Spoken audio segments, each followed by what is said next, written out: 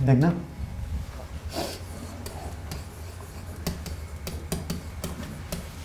ठीक है। सबसे पहले तो ये सोचना चाहिए कि हाउ वी डिफाइन कोलिजन, ठीक है, बिकॉज वो भी हेल्प करता है आपको। तो मैं आपको डिफाइन करता हूँ, हो सकता है डेफिनेशन से पूरा समझ में नहीं आए, बाकी तो सबको पता है जनरल लाइफ में अगर कार और ट्रक की टक्कर होगी तो वो कोलिजन है, ठीक है। बट कई चीज़ों को आप कोलिजन नहीं मानते हो, वो भी कोलिजन होती है। जैसे कि आपने 9th क्लास में भी पढ़ा है, 11th में भी पढ़ा है, एक रदरफोर्ड्स अल्फा स्कैटरिंग एक्सपेरिमेंट पढ़ते हैं ना, रदरफोर्ड्स अल्फा स्कैटरिंग एक्सपेरिमेंट, जिससे न्यूक्लियस की डिस्कवरी हुई थी, ठीक है। उस एक्सपेरिमेंट में क्या बताते हैं कि अगर ये एक पतली सी गोल्ड की शीट है, ठीक है, तो रदरफोर्ड को और उसके स्टूडेंट्स को पता था इसमें एटम्स होंगे कहीं, तो उसने क्या एक्सपेरिमेंट किया था कि छोटे छोटे अल्फ़ा पार्टिकल्स, ठीक है, जो कि बहुत फास्ट स्पीड से चल रहे होते हैं ऐसे, वो इस गोल्ड की शीट की तरफ फेंके, ठीक है। तो इस प्रोसेस में क्या होता है, अगर आप लोगों को मालूम है कि एक अल्फ़ा पार्टिकल अगर किसी न्यूक्लियस को, अल्फ़ा पार्टिकल किसी न्यूक्लियस को बिल्कुल हेड ऑन अप्रोच करता है। हेड ऑन क्या होता है? हेड ऑन मतलब जैसे आमने सामने ऐसे। अब एक तो यहाँ पे न्यूक्लियस है मान लो, और अल्फ़ा पार्टिकल ऐसे जा रहा है साइड से, ठीक है। तो अब न्यूक्लियस पे कौन सा चार्ज है? पॉजिटिव, और अल्फ़ा पार्टिकल पर भी पॉजिटिव। तो ये अल्फ़ा पार्टिकल स्लो मोशन में, देखो ये ऐसे आया, अब इस पर रिपल्शन फोर्स लगनी शुरू होगी, तो ये रिपेल होकर और ऐसे चला गया, ठीक है। ये हेड ऑन नहीं है, इसमें इम्पैक्ट पैरामीटर नॉन जीरो होता है। इम्पैक्ट पैरामीटर होता है distance between the velocity of alpha particle और जो न्यूक्लियस में से लाइन ड्रॉ कर दो। तो अगर मान लो अल्फा पार्टिकल बिल्कुल ऐसे सामने आया, अल्फा पार्टिकल न्यूक्लियस के बिल्कुल सामने आया ऐसे, तो ये हेड ऑन कोलिजन है, ठीक है। न्यूक्लियस भी बहुत छोटा सा है, न्यूक्लियस का साइज़ कितना होता है? 10⁻⁻15 मीटर्स का। तो अब देखना अल्फा पार्टिकल अगर बिल्कुल ऐसे सामने आया तो इसको हेड ऑन कोलिजन बोलते हैं। तो इसमें अल्फा पार्टिकल ऐसे आया और उसके ऊपर ब्रेक्स लग जाती हैं, अभी टच नहीं करता वो न्यूक्लियस को, और फिर वो रिकॉइल करता है, यही पढ़ते हैं ना, रिकॉइल ऑफ अल्फा पार्टिकल्स, ठीक है। तो कहने का मतलब इसको भी कोलिजन मानते हैं, जबकि अल्फा पार्टिकल न्यूक्लियस को जाके टच नहीं करता, यहाँ जाएगा, रुक जाएगा, रुकने के बाद फिर वो वापस चला जाता है। तो इसमें तो वो टच तो कर नहीं ना फिजिकली, तो collision does not always involve physical contact, ठीक है। तो वो आप देख लेना, ठीक है। तो कहने का मतलब क्या है कि जो आपका कोलिजन है, it is basically how do we define it? A collision is understood as an interaction, interaction means force का लगना, ठीक है। A collision is understood as an interaction between two bodies, it is understood as an interaction between two bodies, ठीक है, over a very small interval of time, over a small interval of time, ऐसे हम define कर सकते हैं। Small interval तो होगा ही collision में, ठीक है, स्मॉल इंटरवल ऑफ टाइम, ठीक है। और ये टाइम इंटरवल मान लो 0 से लेके किसी भी स्मॉल टाइम टाउ मतलब टाइम बोल रहा हूँ मैं, जैसे कि ठीक है, इट कुड बी टाउ, इतना टाइम हो सकता है 10⁻³ सेकेंड, बहुत ही स्मॉल टाइम। तो दो बॉडीज़ एक दूसरे के ऊपर इतने टाइम तक, अगर थोड़े से टाइम तक एक दूसरे पे फोर्सेस लगाती हैं, ठीक है, उसको हम कोलिजन बोलते हैं। एंड इंटरैक्शन का मतलब फोर्सेस का लगना, ठीक है, between two bodies over a small interval of time. और इस टाइम में during which time they exert impulsive forces on one another, ये एक दूसरे के ऊपर इम्पल्सिव फोर्सेस लगाती हैं, एक दूसरे पे इम्पल्सिव फोर्सेस लगाती हैं। अब इम्पल्सिव फोर्सेस देखो एक बार क्या होती हैं, हमने पहले पढ़ा है, लेकिन फिर भी एक बार मैं बता देता हूँ आपको, ठीक है। तो क्योंकि ये बड़ा इंपॉर्टेंट है, किसी भी कोलिजन में कौन सी फोर्स इम्पल्सिव है और कौन सी नॉन इम्पल्सिव है। जब आप न्यूमेरिकल करोगे ना तो हम कहेंगे बेटा इसको इग्नोर कर दो, ये नॉन इम्पल्सिव फोर्स है, सही है, समझ रहे हो। तो इसलिए ये समझना जरूरी है कि कौन सी फोर्स इम्पल्सिव है, कौन सी नहीं। तो पहले तो ये ध्यान रखना है, N interaction between two bodies over a small interval of time during which they exert impulsive forces on each other. तो देखो बहुत बार तो क्या होता है, कोलिजन बहुत थोड़ी सी देर तक ही चलता है, दो बॉडीज़ के बीच में जो टक्कर है, ठीक है। सपोज दो बिलियर्ड की बॉल्स देखो आप, दो बिलियर्ड की बॉल है, वो एक दूसरे के साथ कॉन्टैक्ट में आई, थोड़ी देर तक ही एक दूसरे के साथ कॉन्टैक्ट में रहती हैं इतने टाइम तक, और फिर अलग हो जाती हैं, समझ रहे हो। दो स्नूकर टेबल देखा ना आप लोगों ने, दो बॉल्स ऐसे आई और उनके बीच में कॉन्टैक्ट हुआ, 0, आपने घड़ी ऑन कर दी, कॉन्टैक्ट हुआ, अब ये दोनों टक्कर मार के अलग होने वाली हैं, ठीक है। तो जब ये अलग होंगी तो कुछ देर तक ये एक दूसरे के साथ चिपकी रहेंगी, जिसमें वो एक दूसरे को पुश कर रही होती हैं, ठीक है, दे आर अप्लाइंग फोर्सेस। तो ये जो एक दूसरे के ऊपर फोर्सेस लगाती हैं वो इम्पल्सिव फोर्स होती है। तो इसका मतलब क्या है कि इम्पल्सिव फोर्स होती है, देखना, इम्पल्सिव फोर्स का मतलब है कि ये फर्स्ट बॉडी के ऊपर जो फोर्स लगी है सेकेंड बॉडी की वजह से, ठीक है, मान लो यहाँ पे लगना शुरू हुई, ठीक है, आप चाहो तो कहीं भी दिखा सकते हो टाइम को, यहाँ लगना शुरू हुई, ठीक है। तो फोर्स अचानक से बढ़ती है और फिर 0 हो जाती है टाउ टाइम पे, ठीक है। ऐसे ही सेकंड बॉडी के ऊपर जो फोर्स लगती है, ठीक है, मान लो ये दोनों बॉल्स हैं, ये 2 बॉल्स थी, ये 1 और 2, ये ऐसे मूव कर रही थी, ऐसे, थोड़ी देर के बाद ये एक दूसरे के साथ कॉन्टैक्ट में आ गई, ठीक है। अब पहली बॉल दूसरे पे फोर्स लगा रही है, this is the force on second ball due to first, vector बना देते हैं। तो सेकंड बॉल भी फर्स्ट के ऊपर फोर्स लगाएगी, force on first ball due to second, ठीक है। दोनों फोर्सेस का मैग्नीट्यूड और डायरेक्ट मैग्नीट्यूड सेम होगा, डायरेक्शन बिल्कुल ऑपोजिट होगी, और ये कांस्टेंट फोर्स नहीं है। अब जैसे मैंने बॉल को यहाँ से छोड़ा तो बॉल के ऊपर mg फोर्स कांस्टेंट होती है ना, वो तो कांस्टेंट फोर्स है, ठीक है। तो लेकिन ये जो फोर्स है ये कांस्टेंट नहीं है कि पहली बॉल दूसरी बॉल पे जो फोर्स लगा रही है वो कांस्टेंट हो। तो ये मैं मैग्नीट्यूड लिख देता हूँ इस फोर्स का, और यहाँ पे मैं इस फोर्स का मैग्नीट्यूड लिखता हूँ। पर ये ज़रूर है कि इन दोनों के ग्राफ्स एक जैसे आएंगे, इसी को कॉपी पेस्ट करना चाहिए वैसे तो, लेकिन अगर नहीं कर पाएंगे तो मैं सेम बनाने की कोशिश करता हूँ। तो दोनों फोर्सेस के मैग्नीट्यूड सेम आएंगे। ये फोर्स कौन सी बॉडी पे लग रही है? सेकंड पर।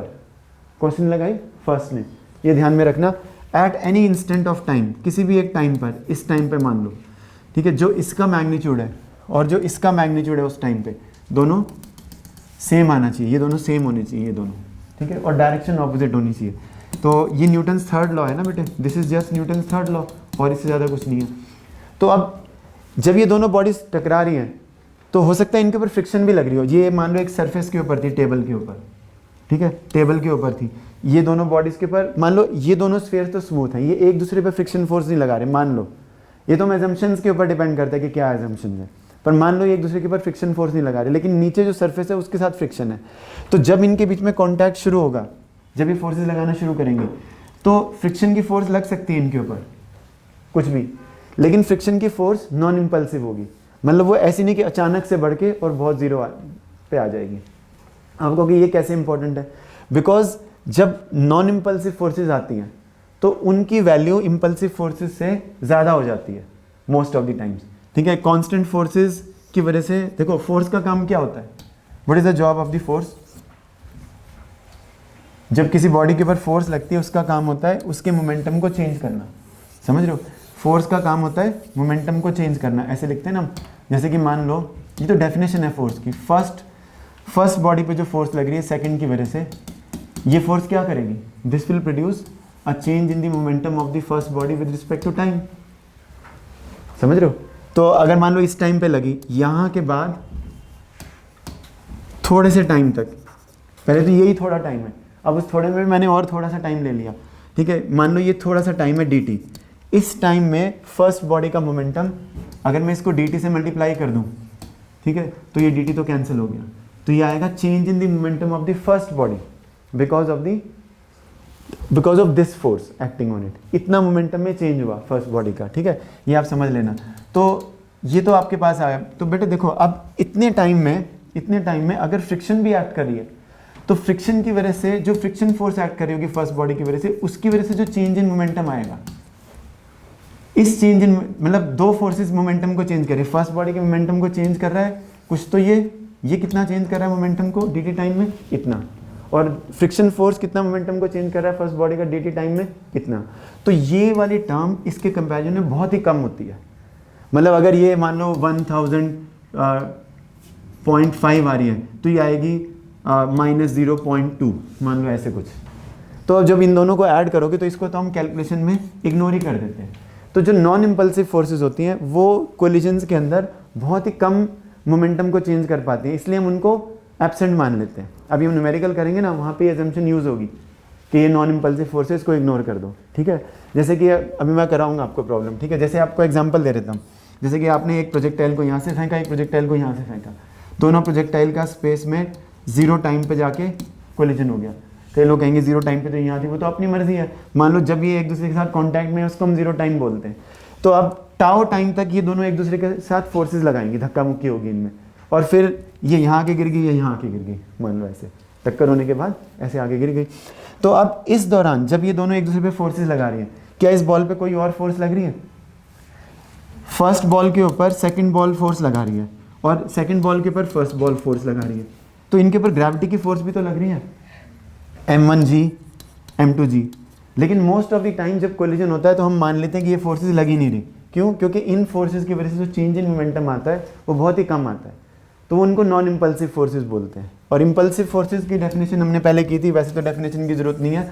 Forces which suddenly rise and fall to zero, मतलब यूजली ये कांस्टेंट नहीं होती और बहुत थोड़े से टाइम इंटरवल के लिए एक्ट करती हैं, इसको हम इम्पल्सिव फोर्स बोलते हैं। और ये आपको याद रखना चाहिए कोलिजन पढ़ते समय हमेशा ही, कि जो area of the force time graph आता है, ये वाला area, this area represent the change in momentum of the first object. ये फर्स्ट पे लगे ना force, in this much time, ठीक है, ये ऐसे लिखते हैं। ये एरिया क्या होता है? ये फर्स्ट बॉडी का जो चेंज इन मोमेंटम है, इतने टाइम में कितना चेंज इन मोमेंटम है फर्स्ट बॉडी का दूसरी बॉडी के साथ टक्कर में, ठीक है। अब ये सब हम कर चुके हैं, बिल्कुल सिंपल वाली प्रॉब्लम मैंने ली नहीं है कि आपके पास एक बॉल है, बॉल को आपने एच हाइट से छोड़ा, अब बॉल यहाँ पे आके ग्राउंड के साथ टच की, जब टच की तो उसकी स्पीड थी u, आप निकाल भी सकते हो √2g स्पीड आ जाएगी बॉल जब टच करेगी, अगर एच साइड से छोड़ा है तो। अब टक्कर लगाने के बाद क्या होगा? उसकी स्पीड कम हो जाएगी कि नहीं रियल लाइफ में, या उतनी रहेगी? ठीक है, चलो ठीक है। तो अब मान लो ये वापस बाउंस कर रही है, तो अब इसके अंदर जब ये बाउंस करेगी तो बॉल की मान लो वेलोसिटी है v वेलोसिटी से वो ऊपर की तरफ आई, तो क्या इस बॉल का मोमेंटम चेंज हुआ कि नहीं? तो वो मोमेंटम चेंज यही तो एरिया है। इस बॉल के ऊपर ऐसी फोर्स लगाएगा ग्राउंड, जो अर्थ का सरफेस है या जो फ्लोर है, फ्लोर का सरफेस ऐसी फोर्स लगाएगा, ठीक है। The normal contact force is not constant in this case. जब बॉल ग्राउंड के साथ टच की, फिर बॉल कंप्रेस होगी, फिर वो अपनी लेंथ ओरिजिनल स्टेट में आएगी और फिर वो बाउंस करके ऊपर जाएगी। तो जो नॉर्मल फोर्स है वो टाइम के साथ चेंज करेगी। और अगर ये नॉर्मल फोर्स इस बॉल के ऊपर लग रही है ग्राउंड की वजह से, तो अगर मैं इसको इंटीग्रेट करके dt कर दूंगा, अब नॉर्मल फोर्स का ग्राफ है ऐसा, ठीक है, और area under the force versus time graph, area of the force time graph, this is equal to change in the momentum of the body. तो nt dt integrate, nt is not a constant force कि इसको आप बाहर ले जाओ integration sign पे, तो ऐसी फोर्सेस को इम्पल्सिव बोलते हैं, ठीक है। इस केस में नॉर्मल फोर्स इम्पल्सिव है। लेकिन आप देखो, अब जब ये ग्राउंड के साथ टक्कर कर रही है, m मास की बॉल है मान लो ये, तो अभी 0 टाइम पे ग्राउंड के साथ कांटेक्ट में है, क्या इसके ऊपर n के अलावा और भी कोई फोर्स लग रही है बॉल के ऊपर? mg नहीं लग रही, ग्राउंड जो ग्रेविटी की फोर्स है। तो टोटल फोर्स में तो इसके दो पार्ट्स आ जाएंगे, एक तो nt ऊपर की तरफ और mg नीचे की तरफ, तो ये टोटल फोर्स है। तो टोटल चेंज इन मोमेंटम इतना आना चाहिए, लेकिन mg की वजह से जो मोमेंटम चेंज आएगा उसको हम इग्नोर कर देते हैं, we ignore gravity in this case. So nt is a non-impulsive force and mg is a non-impulsive force and nt is an impulsive force in this example। अरेगा ये सब समझ में? तो इम्पल्सिव और नॉन इम्पल्सिव को समझना बहुत ज़रूरी है आपको अगर कोलिजन को समझना है। फिर अभी ये तो मैंने थ्योरी बताई है ना, इसको जब हम न्यूमेरिकल में यूज़ करेंगे तो आपको ज़्यादा अच्छे से समझ में आएगा, ठीक है।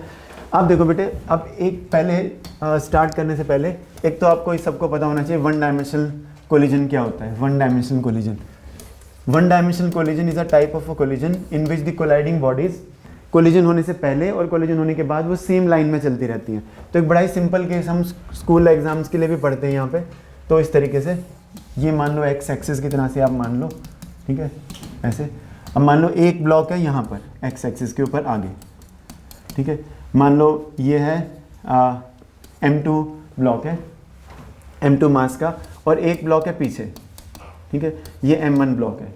और मान लो ये u1 वेलोसिटी से जा रहा है और मान लो ये u2 वेलोसिटी से जा रहा है, दोनों एक्स एक्सिस के ऊपर जा रहे हैं। तो क्या ये वन डायमेंशनल मोशन कर रहा है? ये भी वन डायमेंशनल मोशन कर रहा है। पर वन डायमेंशनल कोलिजन क्या होता है? कोलिजन ये होता है अगर दो बॉडीज़ कोलिजन से पहले भी उसी लाइन में चल रही हो और टक्कर लगने के बाद भी अगर उसी लाइन में चले। अब इन दोनों के बीच में टक्कर कब होगी? अगर मान लो आगे वाले की स्पीड ज़्यादा है पीछे वाले से, फिर तो कभी टक्कर होगी ही नहीं, ये तो हमेशा ही आगे रहेगा और दूर होता जाएगा। समझ में आ रहा है आपको? अगर मान लो इसकी स्पीड ज़्यादा है, फिर ये तो इसको कभी पकड़ ही नहीं पाएगा, ठीक है। मान लो ये 4 मीटर पर सेकंड से जा रहा है, ये 2 से जा रहा है, फिर तो इसके हिसाब से ये दूर ही जाता जाएगा, इट विल नेवर, टक्कर होगी नहीं। लेकिन अगर मान लो u1 is more than u2, then collision will take place. तो थोड़ी देर के बाद ये ब्लॉक जाके इसको टच करेगा, पीछे से टक्कर लगाएगा, और उसके बाद क्या होगा? उसके बाद ये वाले ब्लॉक की स्पीड ज़्यादा हो जाएगी। कई सारे लोग सोचते हैं कि इसकी स्पीड ही ज़्यादा क्यों होगी, उसकी भी तो ज़्यादा हो सकती है, उसकी तो पहले ही ज़्यादा है, तो बार बार थोड़ी टक्कर लगाता रहेगा, ठीक है। खुद ही सोचो अगर वन डायमेंशन, तो अभी हम और भी पढ़ेंगे इसके बारे में। तो ये m2 ब्लॉक है, ठीक है। अब इसकी वेलोसिटी कोलिजन के बाद पहले कितनी थी, u2 और ये u1। अब इसकी होगी v2 और इसकी होगी v1, m1 मास की वेलोसिटी होगी v1। अब v2 is more than v1, अब हम प्रूव भी करेंगे कैसे होता है v2 is more than v1। लेकिन इसमें मेन चीज़ क्या है, कोलिजन के पहले भी बॉडीज उसी लाइन में चल रही थी और कोलिजन के बाद भी उसी लाइन में चल रही हैं, तो ऐसे कोलिजन को हम वन डायमेंशनल कोलिजन बोलते हैं, ठीक है। If the bodies move along the same line before and after the collision, ऐसे कोलिजन को हम हेड ऑन कोलिजन भी बोलते हैं, ठीक है, हेड ऑन कोलिजन। उसकी एग्जांपल उसकी तरह से फिर अब आप देखो, ये अब स्नूकर टेबल में ऐसे हम बना के दे देते हैं। अब मान लो ये एक बॉल है, ठीक है, और ये एक दूसरी बॉल है, दो स्फीयर्स हैं, ठीक है। तो इसकी वेलोसिटी मान लो इस तरफ है, ऐसे वेलोसिटी है, और इसकी वेलोसिटी मान लो इस तरफ है, ठीक है। इसकी वेलोसिटी है u1। अब मैं वेक्टर लिख रहा हूँ क्योंकि वन डायमेंशन में तो डायरेक्शन बताने के लिए क्या कर सकते हैं हम, प्लस और माइनस साइन से पता चल जाती है डायरेक्शन, ठीक है। अब देखना बेटा, इस क्वेश्चन में अगर ये वाली बॉडी इस तरफ जाती फिर तो पक्का ही टक्कर होती ना, फिर तो कम ज़्यादा का कोई फ़र्क नहीं है। पर ये वेलोसिटी फिर नेगेटिव हो जाती ना, जैसे ये +4 हो गई और ये -2 हो गई, ठीक है। तो वन डायमेंशन में तो प्लस और माइनस से हम डायरेक्शन बता सकते हैं, ठीक है, तो हमको वेक्टर्स की ज़रूरत नहीं पड़ती। लेकिन जैसे ही आप 2 डायमेंशन में आओगे तो इन वेक्टर क्वांटिटीज़ को हमें i कैप j कैप लिख के डायरेक्शन बतानी पड़ेगी। अभी हम करेंगे 2 डायमेंशन में भी, तो ये u2 आ जाएगा, ठीक है। ये u2 वेलोसिटी है, ये फर्स्ट बॉडी है, ये सेकंड बॉडी है, ये सेकंड, दिस इज़ फर्स्ट। अब थोड़ी देर के बाद क्या होगा, क्योंकि ये इस लाइन में चल रही है, ये केस समझाने के लिए मैंने बुलाया कि ये आपको पता चलना चाहिए, नहीं तो फिर आप प्रॉब्लम्स को समझ नहीं पाओगे। थोड़ी देर के बाद ये दोनों बॉडीज़ के अंदर टक्कर होनी चाहिए, नहीं, क्योंकि ये दोनों एक दूसरे के रास्ते में आ रही हैं। ज़रूरी नहीं है कि टक्कर हो, पर मान लो हो रही है टक्कर, तो थोड़ी देर के बाद ये बॉडी इधर आ गई मान लो, ठीक है, ये ऐसे आ गई और ये ऐसे आ गई, let us imagine something like this. अब इस समय मान लो इसकी वेलोसिटी है इस तरफ, ठीक है, और इसकी वेलोसिटी है सेंटर के ऊपर बनानी चाहिए इसकी वेलोसिटी इस तरफ, तो ऐसे बना देते हैं, इसके पैरेलल ही बनानी चाहिए ऐसे। तो इसकी वेलोसिटी तो मान लो यहाँ से यहाँ तक इसकी वेलोसिटी चेंज नहीं हुई, मान लो फ्रिक्शनलेस सरफेस पे चल रहा है, इजी केस तो वही है। चेंज हुई भी है तो हमें कोई फ़र्क नहीं पड़ेगा, क्योंकि हमें यहाँ वाली वेलोसिटी नहीं चाहिए, हमें यहाँ वाली वेलोसिटी चाहिए, तो इनकी ज़रूरत ही नहीं है आपको, ठीक है। तो ये ऐसे जा रही है, और जब ये बॉडी यहाँ आई तो इस फिगर की मुझे ज़रूरत पड़ेगी ना, इसलिए मैं इसको थोड़ा ध्यान से बना रहा हूँ। u2, ये u2 वेलोसिटी से टकरा रही है, ठीक है। अब 0 टाइम है, मतलब जब कोलिजन स्टार्ट हुआ, ठीक है, थोड़ी देर तक ये एक दूसरे के ऊपर फोर्सेस लगाएंगी, ठीक है। तो पहले तो ये सोचो ये फोर्सेस किस डायरेक्शन में लगाएंगे एक दूसरे के साथ, ये सोचना है, क्योंकि अभी हम इसके अंदर करेंगे ना इसको। तो ये बड़ा इंपॉर्टेंट पॉइंट है। अगर इन दोनों बॉडीज़ के बीच में फ्रिक्शन फोर्स नहीं है, if no friction is there between the spheres, मैं ये नहीं कह रहा कि सरफेस की फ्रिक्शन है या नहीं, ये दोनों स्फीयर्स स्मूथ है मान लो, ये दोनों एक दूसरे के ऊपर फ्रिक्शन फोर्स नहीं लगा सकते, तो उसके लिए आपको फ्रिक्शन की डेफिनेशन याद करनी है। जब भी दो बॉडीज़ एक दूसरे के ऊपर फोर्स लगाती हैं तो फोर्स के 2 पार्ट्स होते हैं। जैसे कि मान लो हमने एक ब्लॉक को फ्लोर पे रख दिया, तो जो फ्लोर ब्लॉक के ऊपर टोटल फोर्स लगा सकती है उसके 2 पार्ट्स हो सकते हैं, एक पैरेलल टू दी सरफेस और एक perpendicular to the surface. Perpendicular to the surface वाली फोर्स को हम नॉर्मल फोर्स बोलते हैं और पैरेलल टू दी सरफेस वाली फोर्स को हम फ्रिक्शन फोर्स बोलते हैं। अब मान लो इन दोनों स्फीयर्स के बीच में फ्रिक्शन लगी नहीं रही है, तो ये किस डायरेक्शन में फोर्स लगा सकते हैं एक दूसरे के ऊपर, सिर्फ नॉर्मल डायरेक्शन में, ठीक है। तो जहाँ पे और कॉन्टैक्ट टाइप फोर्स लगाएंगे, तो जहाँ पे इनके बीच में कॉन्टैक्ट होगा, ठीक है, वहीं पे फोर्स लगेगी, ठीक है। जो फोर्स लगेगी इनके बीच में, जहाँ पे इनके बीच में कॉन्टैक्ट होगा वहीं पे फोर्स लगेगी। तो let us draw the line of impact. Line of impact क्या होती है, दोनों स्फीयर्स के जो सेंटर्स हैं उनको ज्वाइन करना होता है। हमें इसको ज्वाइन कर दो बेटे आप ऐसे, जो दोनों स्फीयर्स के सेंटर है, क्योंकि अगर मैं टेंजेंट बनाता हूँ तो टेंजेंट ऐसे बनेगी, कॉमन टेंजेंट आएगी कि नहीं। अगर मैं यहाँ से ये वाली स्ट्रेट लाइन बना दूँ ऐसे, तो इसको हम बोलते हैं this straight line t is a common tangent to both the spheres. और ये वाली जो लाइन है ये इन दोनों की कॉमन नॉर्मल है। कॉमन मतलब ये लाइन इस पॉइंट पे इस स्फीयर के साथ भी ये परपेंडिकुलर है और इस पॉइंट पे इस स्फीयर के साथ भी ये वाली लाइन परपेंडिकुलर है। ये 90 आएगा कि नहीं, ये टेंजेंट के साथ एंगल, ये टेंजेंट लाइन है, वो नॉर्मल लाइन है। नॉर्मल लाइन को एक और नाम से बुलाते हैं line of impact. Line of impact क्यों बोलते हैं इसको line of impact? Because if friction is not there then the only forces which these bodies can exert on each other it can be along this line. और most of the times तो बिना बताए आपको बताएंगे भी नहीं friction है या नहीं, बताएंगे भी नहीं फ्रिक्शन है या नहीं, ठीक है। तो आपको फ्रिक्शन फोर्स, अब इसके ऊपर जो फोर्स लगेगी वो इस डायरेक्शन में आएगी। This is the force acting on second body because of first, ठीक है। एंड इसके ऊपर जो फोर्स लगेगी वो इस लाइन में आएगी। तो फर्स्ट बॉडी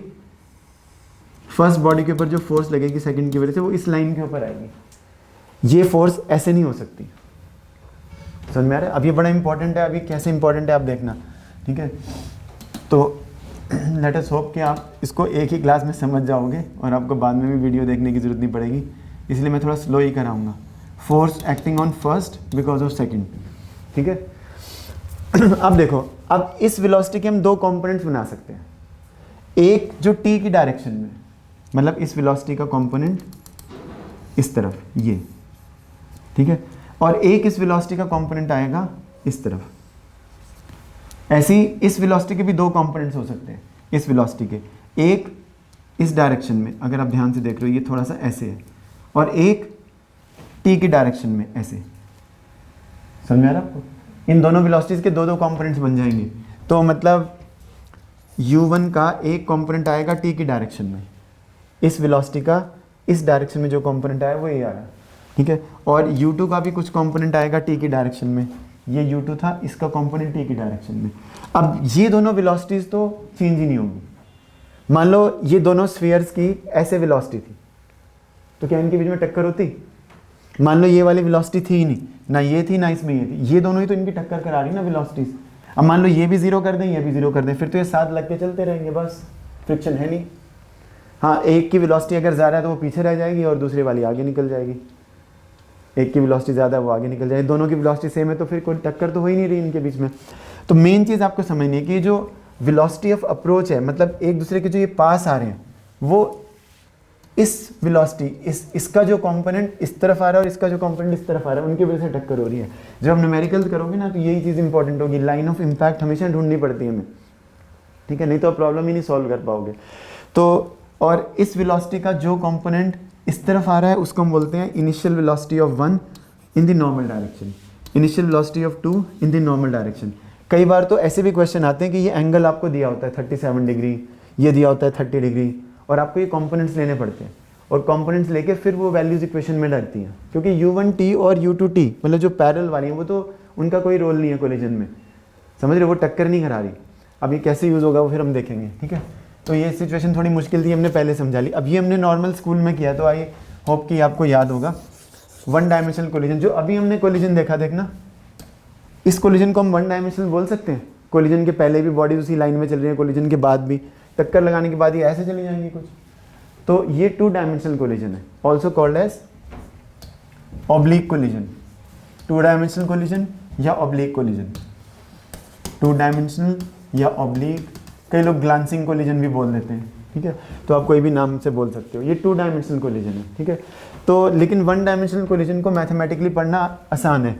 अब कोलिजन्स को एक और तरीके से कैटेगराइज करते हैं, वो देखना आप, कई बार हम बोलते हैं एक होता है इलास्टिक कोलिजन, ठीक है, और एक होता है इन इलास्टिक कोलिजन, और एक होता है कंप्लीटली इन इलास्टिक कोलिजन, ठीक है। तो मैं तो अपनी तरफ से बेटा आपको सारी थ्योरीज में करा दूंगा, जो CBSE में भी हम करते हैं वो भी करा दूंगा, ओके। न्यूमेरिकल आप तभी कर पाओगे, ठीक है। तो इलास्टिक कोलिजन में क्या होता है, इलास्टिक कोलिजन का एक एग्जांपल देता हूँ। असली दुनिया में इलास्टिक कोलिजन नहीं होता, लेकिन कई बार हम कोलिजन को इलास्टिक क्यों मानते हैं, ताकि कैलकुलेशन आसान हो जाए, ठीक है। तो मान लो आपके पास एक बॉल है, उसको आपने h हाइट से छोड़ा, और ये एक रिजिड फ्लोर है, और ये बॉल इसके साथ आई और टकराने के बाद यहाँ पे 0 टाइम मतलब कोलिजन शुरू हुआ। अब बॉल टकरा के बाउंस करेगी, कुछ देर तक बॉल ग्राउंड के साथ टच में रहेगी, लेकिन मान लो बॉल कितनी स्पीड से पहुँचती है कोलिजन से पहले, √2gh, और ग्राउंड की स्पीड, अर्थ के फ्रेम से फ्लोर की स्पीड तो 0 ही है, और बॉल फिर बाउंस करके और वापस मान लो उसी स्पीड से बाउंस हो जाए, मान लो ऐसा हो जाए। वैसे तो ऐसा हो नहीं सकता रियल वर्ल्ड में, ठीक है, लेकिन अगर मान लो बॉल जिस स्पीड से टकराई उसी स्पीड से बाउंस करती है, तो फिर बाउंस करके वो वापस उसी हाइट पे आ जाएगी, और फिर नीचे आएगी, और फिर टप्पा खा के फिर उसी हाइट पे आ जाएगी, and this thing will continue for ever without ever ending, अगर फ्रिक्शन फोर्स नहीं है तो। क्योंकि फ्रिक्शन फोर्स क्या कर सकती है, अगर मान लो जैसी बॉल ने ग्राउंड को टच किया, तो ग्राउंड अगर इसके ऊपर फ्रिक्शन फोर्स लगा सकता है, तो मे बी यहाँ और यहाँ फोर्स लग सकती है, और वो फोर्स फिर बॉल के ऊपर इस तरफ मोमेंटम ला सकती है, तो बॉल ऐसे भी जा सकती है फॉर एग्जांपल। पर नॉर्मली ऐसे वो इस वजह से नहीं, वो सरफेस रफनेस की वजह से जाती है कि सरफेस परफेक्टली हॉरिजॉन्टल नहीं होता। तो मैं वैसे ही आपको एग्जांपल दे रहा हूँ कि what friction can do. If friction is not there then the only force acting on the ball due to the ground is in this direction, N T, which is a variable force which will cause a change in the momentum. हमेशा याद रखो N T D T integral, ये change in momentum of the object है, समझ रहे हो। Impulse experienced by the object, impulse means change in momentum. अभी मैं याद करा दूंगा आपको, पता चल जाएगा इसको कैसे व्यू करना है। ये तो मैं अभी एक बार बताया ना आपको, जब न्यूमेरिकल करेंगे तब। तो ये बॉल यहाँ पे टकराई इतनी स्पीड से, अब मान लो उसी स्पीड से बाउंस हो जाए तो फिर ये उसी हाइट तक राइज करेगी। पर ऐसे असली वर्ल्ड में तो होता नहीं ना, क्योंकि जब वो टक्कर लगाती है तो it loses some of it speed. तो इतनी काइनेटिक एनर्जी से उसने अप्रोच किया बॉल ने। अगर मान लो वो उसी काइनेटिक एनर्जी से वापस जाना शुरू कर दे, उसी काइनेटिक एनर्जी से, तो फिर इस कोलिजन को हम इलास्टिक कहेंगे। मतलब total kinetic energy of the two colliding bodies, floor में कितनी काइनेटिक एनर्जी थी कोलिजन से पहले? 0, और बाद में भी 0 है। और बॉल में काइनेटिक एनर्जी पहले कितनी थी? Half mu²। अगर बॉल में बाद में भी हाफ mu² है, ठीक है, तो हम कोलिजन को इलास्टिक बोलते हैं, ठीक है। If the total kinetic energy of the, जैसे अब इसमें देखो आप, इसकी काइनेटिक एनर्जी कितनी आएगी? हाफ m1 u1², और इसकी काइनेटिक एनर्जी कोलिजन से पहले हाफ m2 u2², और इसकी काइनेटिक एनर्जी कोलिजन के बाद हाफ m1 v1², और इसकी कोलिजन के बाद हाफ m2 v2²। हाफ मैंने नहीं लगाया। तो total energy before collision, total energy after collision. If both of them are equal then this collision will be elastic. असली वर्ल्ड में ऐसा कभी नहीं होगा, लेकिन बहुत बार आप न्यूमेरिकल पढ़ोगे ना, उसमें दिया होगा। अब ये भी ध्यान से पढ़ना है प्रॉब्लम को, कि कोलिजन इलास्टिक दिया हुआ है या नहीं दिया हुआ।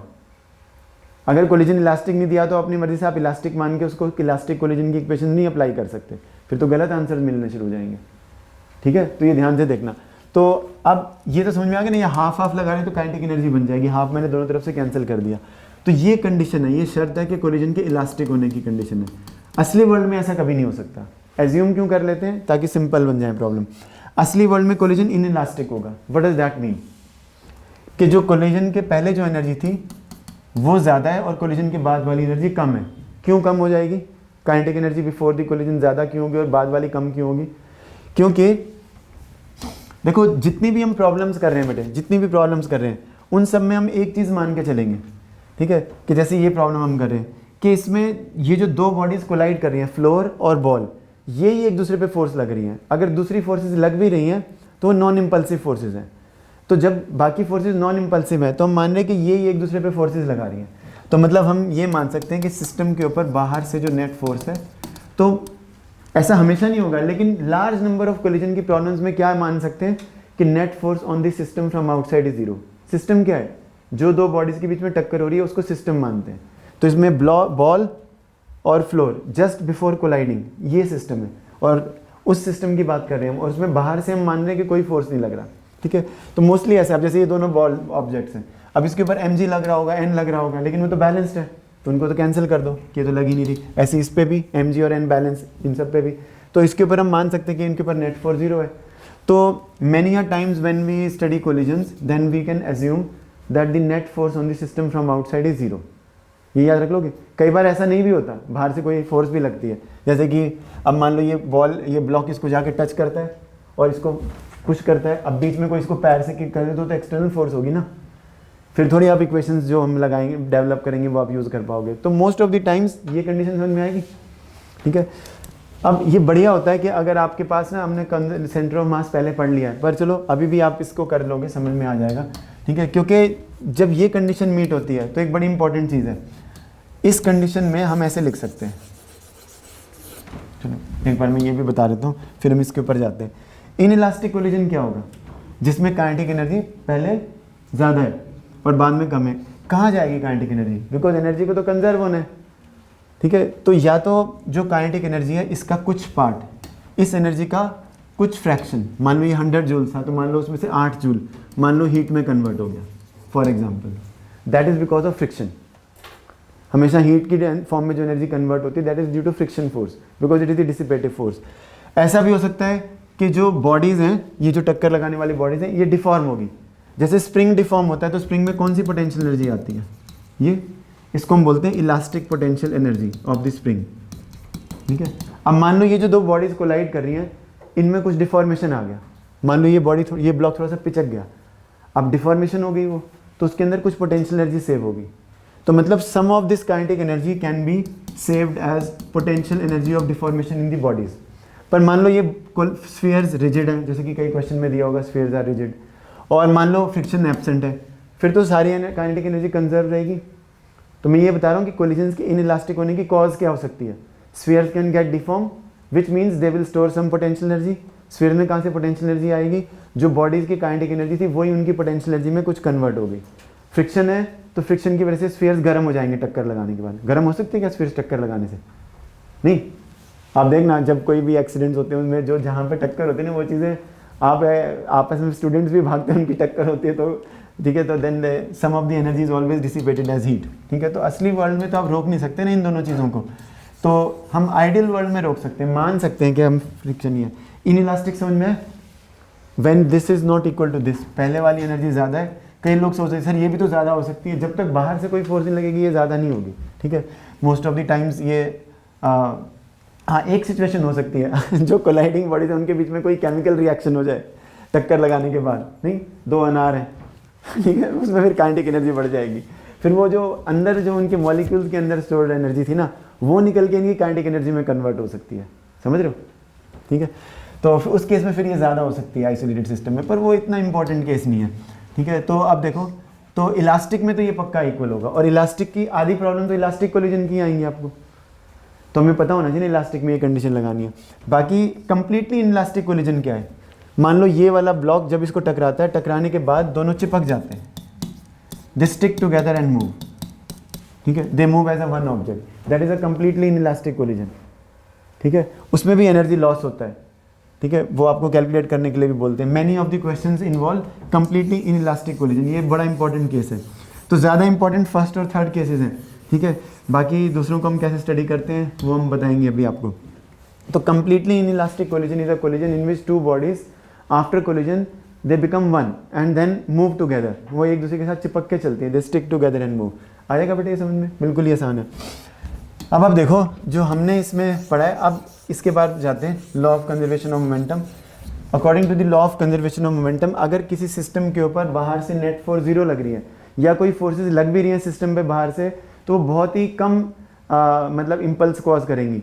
तो हम ये बोल सकते हैं कि सिस्टम का इनिशियल जो मोमेंटम है, जैसे इसका जो इनिशियल मोमेंटम, फर्स्ट बॉडी का initial momentum plus second body का इनिशियल मोमेंटम, ये क्या था, इस सिस्टम का टोटल मोमेंटम।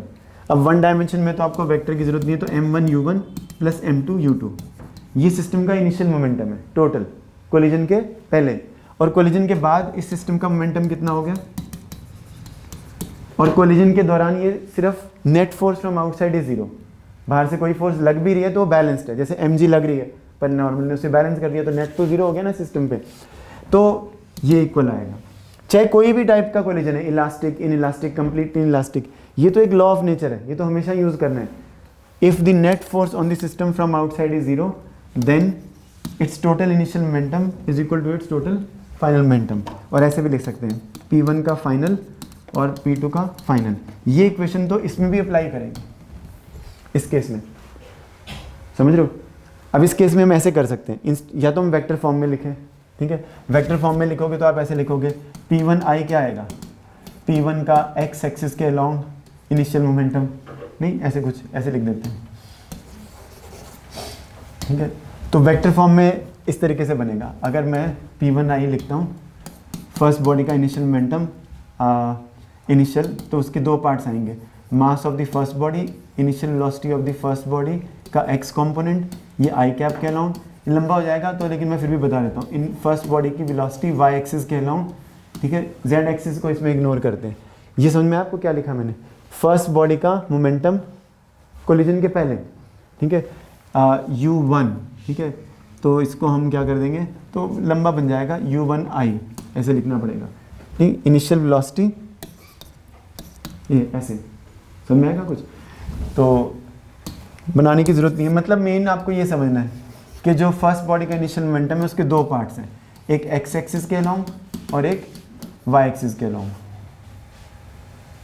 px से लिख दो, हाँ इनिशियल लिखा है ये तो हमने, इनिशियल ऐसे, ये ये समझे, P1i का मतलब क्या है, initial momentum of the first body before collision. और ऐसे ही P2i कितना बन जाएगा, P2i मतलब initial momentum of the second body before collision, वो आएगा उसके अंदर एक x कंपोनेंट आएगा Px, ठीक है, डैश लगा दो i कैप, Pxi कैप तो कर लेना, ये तो खैर इतना इंपॉर्टेंट नहीं है। मैं कुछ और बताता हूँ इसमें, वो ज़्यादा इंपॉर्टेंट है क्योंकि हमें इस तरीके से इसको पढ़ना पड़ता है। अब आप देखो, अब क्योंकि ये दोनों स्फीयर जब आपस में टक्कर मारे, net force on the system from outside is 0, तो जो ये वाली डायरेक्शन है, आप डायरेक्शन चूज कर लो। मान लो मैं कहता हूँ कि ये वाली जो डायरेक्शन है ये आपकी है पॉजिटिव डायरेक्शन ऑफ, इसको भी आप एक्स एक्सिस मान सकते हो और इसको भी आप वाई एक्सिस मान सकते हो, ठीक है। तो इस डायरेक्शन में कोलिजन के पहले कितना मोमेंटम है, देखना u1 n m1 और m1 u2 n, ये समझ में आएगा आपको। This is the initial momentum of the two spheres along n direction, ठीक है। और m1 v1 n, ठीक है, और m2 v2 n, ये सिस्टम का मोमेंटम है n डायरेक्शन में कोलिजन के बाद, ठीक है। ये दोनों इक्वल कब आएंगे, अगर n डायरेक्शन में बाहर से कोई एक्सटर्नल फोर्स नहीं लग रही। तो इनिशियल मोमेंटम इस बॉल का कोलिजन के पहले कितना मोमेंटम था, जो इसकी जो इनिशियल वेलोसिटी थी उसका इस तरफ जो कंपोनेंट था, और इसका मोमेंटम कितना था इस डायरेक्शन में, जो इसकी इनिशियल वेलोसिटी थी उसका जो इस तरफ कंपोनेंट था u1 n नॉर्मल के अलोंग। और टेंजेंशियल कंपोनेंट कितना आएगा, देखना m1 u1t और ये आएगा m2 u2t और m1 v1t plus m2 v2t। तो क्या ये दोनों भी इक्वल आएंगे, क्योंकि ये दोनों बॉडीज एक दूसरे के ऊपर जो फोर्सेस लगा रही, नेट फोर्स तो सिस्टम के बाहर की डायरेक्शन से 0 है, तो इस डायरेक्शन में भी जो टोटल मोमेंटम है सिस्टम का और वो कंजर्व होगा। क्लियर है, ये इक्वेशन जब लिखनी पड़े तो आप लिख लेना। पर इसमें एक और चीज़ है, देखो u1t और v1t ये दोनों इक्वल हैं, u1t और v1t दोनों इक्वल हैं, क्योंकि मैंने आपको बताया ना, क्योंकि इस बॉल के ऊपर अगर इस तरफ कोई फोर्स नहीं लग रही तो इसकी इस तरफ वाली वेलोसिटी चेंज क्यों होगी और मोमेंटम ही नहीं चेंज होगा। अगर फ्रिक्शन फोर्स नहीं है तो हम u1t और v1t को भी इक्वल कर सकते हैं, फ्रिक्शन फोर्स है फिर नहीं कर सकते। तो कई ऐसे क्वेश्चन आएंगे जिसमें फ्रिक्शन होगी, फिर आप ये नहीं लिख सकते, पर आपको इसकी ज़रूरत ही नहीं पड़ेगी, इसी से काम हो जाएगा, आंसर निकल जाएगा। तो ये इक्वेशंस को ना ब्रेकअप करना आना चाहिए हमें, अगर ये नहीं आता तो फिर हम कोलिजन्स की प्रॉब्लम्स में अटक जाएंगे या हम कॉन्फिडेंस से नहीं कर पाएंगे। तो जब दो बॉडीज़ के बीच में कॉन्टैक्ट हुआ, इसकी वेलोसिटी इस तरफ, इसकी वेलोसिटी इस तरफ, इसका इनिशियल कंपोनेंट ऐसे और ऐसे, इसका भी इनिशियल कंपोनेंट ऐसे और ऐसे, तो ये u1 n है, u2 n, ये u1 n है। तो total momentum along the n direction before collision, ठीक है, और total momentum of the bodies after collision along the n direction, ठीक है। और ये t डायरेक्शन वाला भी सेम ही है, ठीक है, उसके अंदर भी आपको इसकी वेलोसिटी इनिशियली u1t, इसकी u2t, इसकी v1t, v2t, v1t और u1t सेम हो सकते हैं मैनी केसेस में, जो मैंने आपको बताया। आ जाएगा समझ में, इसमें तो कुछ मुश्किल नहीं है। चलो ठीक है, अब देखो आप मैं एक बार सारी चीज़ें बता देता हूँ ना थ्योरेटिकल, फिर आप न्यूमेरिकल कर सकते हो। अब ये देखो बेटा, इसमें क्या चीज़ है क्योंकि थ्योरी इसकी अच्छे से आ जानी चाहिए आपको कि क्या इसमें इक्वेशंस हैं। अब ये दोनों कंडीशंस ये हमने सीबीएसई में किया है। अगर किसी वन डायमेंशनल कोलिजन में एनर्जी भी कंजर्व है और मोमेंटम तो हमेशा हर कोलिजन में कंजर्व होता है, चाहे कोई भी कोलिजन हो, elastic, in elastic, completely in elastic, कुछ भी, ठीक है। तो मोमेंटम ये वाली इक्वेशन तो हर जगह अप्लाई करेगी, पर ये इक्वेशन हर जगह अप्लाई नहीं करेगी। तो इसमें हम दो चीज़ें प्रूव कर सकते हैं। नंबर 1 तो हम ये प्रूव कर सकते हैं, कौन से कोलिजन के लिए, वन डायमेंशनल इलास्टिक कोलिजन के लिए हम प्रूव कर सकते हैं। तो ध्यान से देखना आप, ये स्टेप न्यूमेरिकल में बहुत काम आता है। सपोज इसमें फास्ट कौन सी बॉडी जा रही है, 1, तभी तो कोई टक्कर हुई। तो आप मान लो दूसरी बॉडी के ऊपर खड़े हो, तो दूसरी बॉडी पे आप जब खड़े हो तो आपको क्या लग रहा है कि ये वाली, आप जब आप इस बॉडी पे आगे वाली पे खड़े हो गए, ठीक है, और फास्टर बॉडी को देखना है हमेशा, तो फास्टर बॉडी को देखने के लिए आप दूसरी बॉडी पे जाके खड़े होगे स्लोअर पर, तो आपको लगेगा कि वो बॉडी मेरे पास आ रही है। अब जब आप यहाँ होगे तो आप नहीं मूव कर रहे, ठीक है, वो दूसरी बॉडी आपकी तरफ आ रही है, ठीक है। तो दूसरी बॉडी आपको लगेगा आपके पास इतनी स्पीड से आ रही है, तो इसको हम बोलते हैं वेलोसिटी ऑफ अप्रोच। समझ में, वेलोसिटी ऑफ अप्रोच। इस पे खड़े होके आपको क्या लग रहा है कितनी स्पीड से आ रही है। अगर ये 4 है और ये 2 है तो आपको लगेगा, या इसको हम 2.5 ले लेते हैं, अगर ये 4 मीटर पर सेकेंड है, ये 2.5 मीटर पर सेकेंड है, ये क्या चीज़ है, velocity of second relative to earth, और ये velocity of first relative to earth. तो आपको क्या लगेगा ये कितनी स्पीड से आपकी तरफ आ रही है, 1.5 से, ठीक है, उसको हम बोलते हैं वेलोसिटी ऑफ अप्रोच, ठीक है। अब इसमें कई सारी चीज़ें समझने वाली होती हैं, और ऐसी वेलोसिटी ऑफ सेपरेशन भी होती है। अब कोलिजन के बाद ये फास्ट हो जाती है, मान लो पीछे वाले ने इसको टक्कर लगाई तो वो आगे तेज़ जाएगी और ये स्लो हो जाएगी, ठीक है। अब अगर हम इसके ऊपर जाके खड़े हो जाएं तो आपसे ये दूर जाती रहेगी, बार बार टक्कर नहीं होगी ना वन डी कोलिजन में, ऐसे थोड़ी कि एक कंचे ने पहले इसको मारा फिर वो चला फिर ये फिर और इसमें कहीं से एनर्जी आ गई, कहाँ से आएगी, ठीक है। तो एक ही बार टक्कर होगी। तो यहाँ पे खड़े होकर ये अब आपको कितनी स्पीड से दूर जाती हुई दिखेगी, आपको लगेगा ये आपसे v2 माइनस v1 स्पीड से जा रही है, ठीक है। इसको हम बोलते हैं वेलोसिटी ऑफ सेपरेशन। समझ में? एडवांस की क्लास में सोचना आप क्या और भी चीज़ होती है इसके ज़्यादा, जो बच्चे एडवांस की करेंगे, क्योंकि उसमें हमें और ज़्यादा थ्योरेटिकल पढ़ना पड़ता है, इसमें तो थोड़ी सी चीज़ें हैं बस, ठीक है।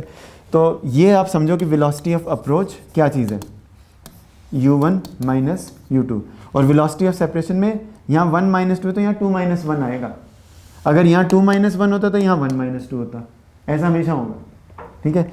अब इन दोनों की जो रेशो है, सेपरेशन ऊपर और अप्रोच नीचे, ठीक है, इसको हम ई से दिखाते हैं। किसी भी कोलिजन के लिए, कोई भी कोलिजन है, elastic, in elastic, completely in elastic, उन सब में हम एक टर्म डिफाइन करते हैं जिसको हम बोलते हैं कोफिशिएंट ऑफ रेस्टिट्यूशन,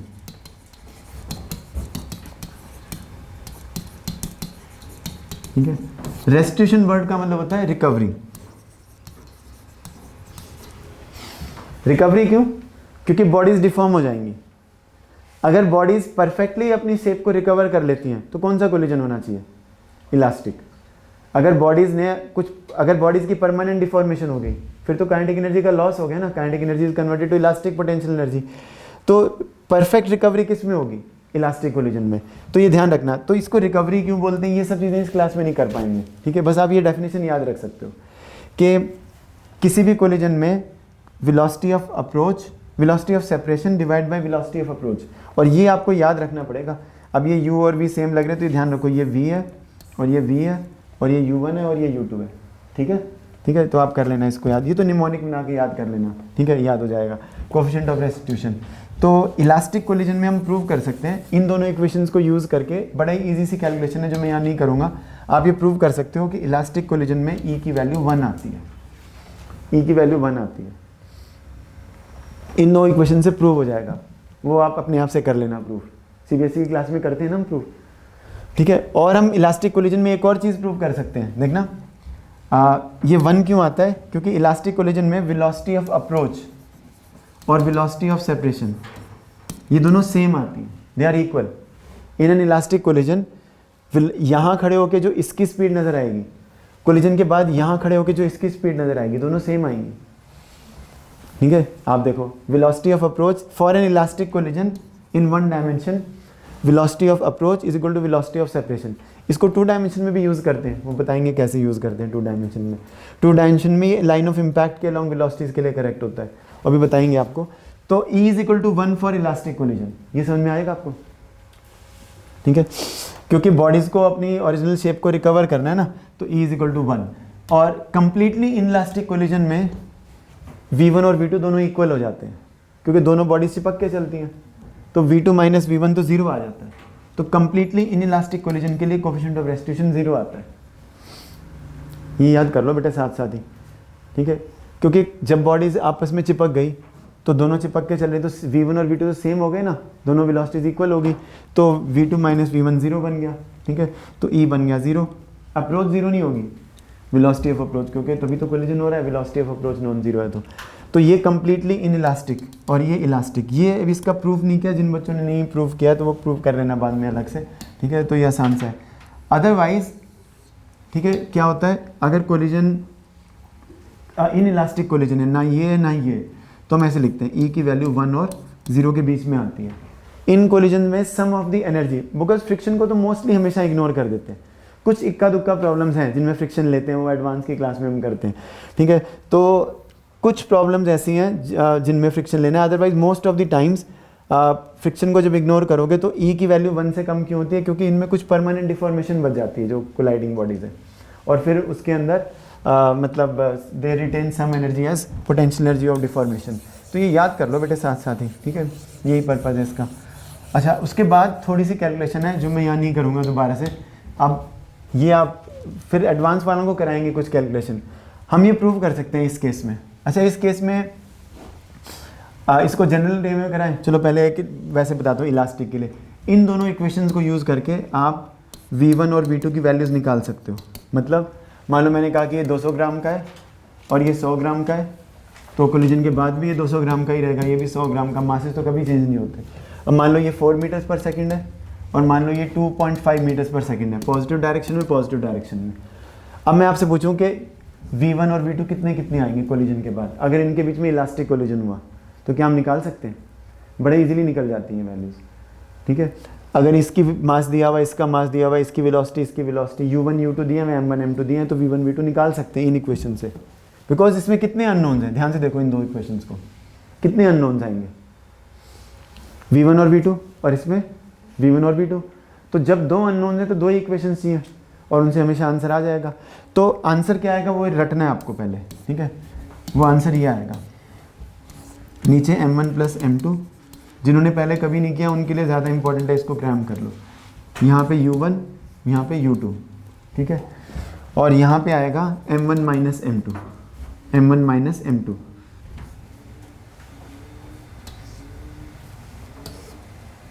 ठीक है,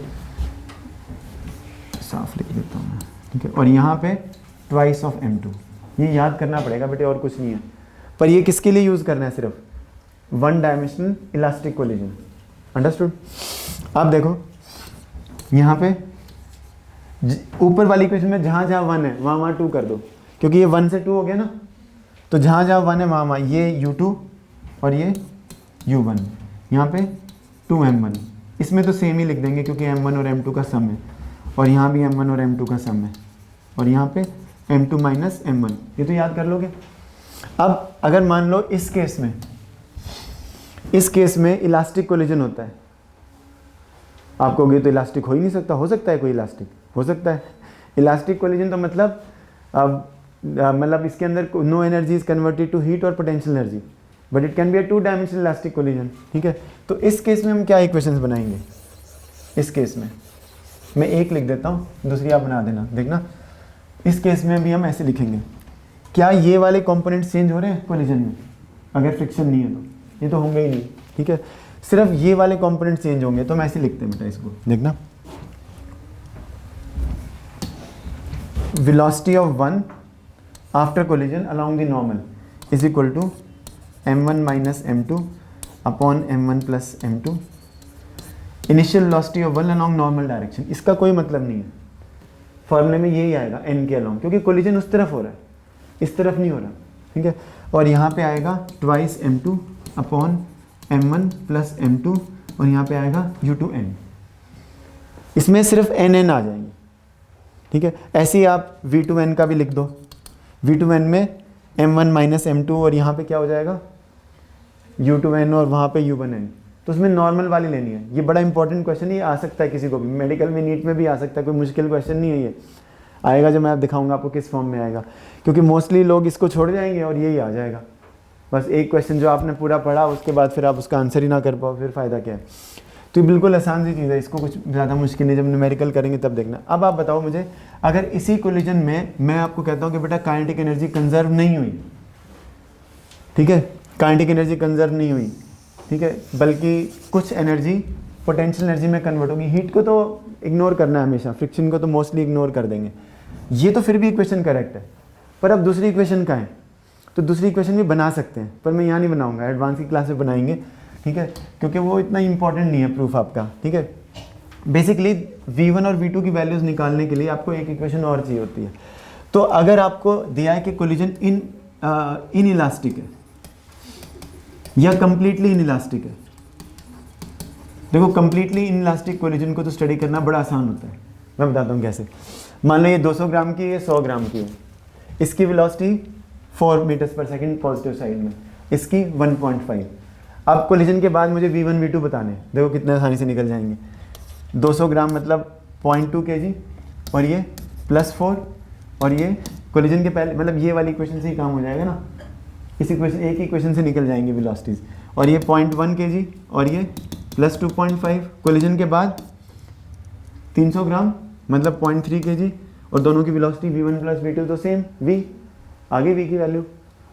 तो कंप्लीटली इलास्टिक में तो फाइनल वेलोसिटी निकालने में सिर्फ law of conservation of linear momentum ही काफ़ी है, आ रहेगा समझ में?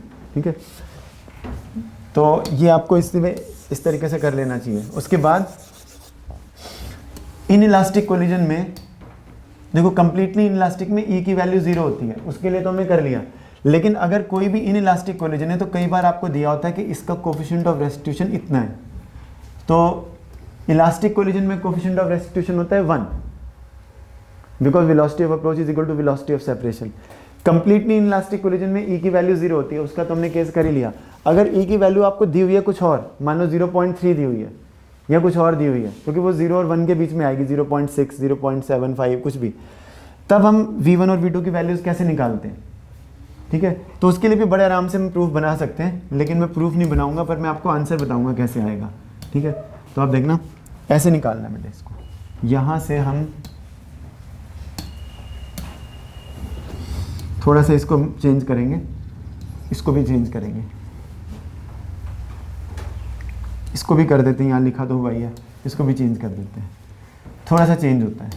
देखो फॉर्मूला, इसी फॉर्मूले को हम जनरल टर्म्स में कर सकते हैं, -E टाइम्स m2 और यहाँ पे आता है +1 + E टाइम्स m2। ठीक है, और यहाँ पे भी -E टाइम्स m1 और ये 1 + E टाइम्स m1। ये थोड़े से चेंज हो जाते हैं, ये हमने CBSE में नहीं किया हुआ, इसका प्रूफ आप देख लेना बाद में। ठीक है, बता देंगे आपको। क्लियर है?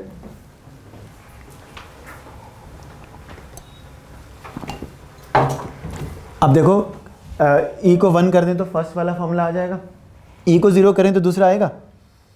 चेक करो, कंप्लीटली इलास्टिक वाला केस आएगा इसमें, E को 0 करें तो देखना V1 कितना आ गया, E को 0 किया तो m1/m1 + m2 और वहाँ पे भी ठीक है कितना आया m2 m1 + m2, तो कितना बना V1 और V2 तो अलग हो सकते हैं ना, तो ये आप देखो वही रिजल्ट आएगा कि नहीं, आ जाएगा ना। ये देखो m1 + m1 u1 + m2 u2 upon m1 + m2, ये वही चीज़ आ जाएगी।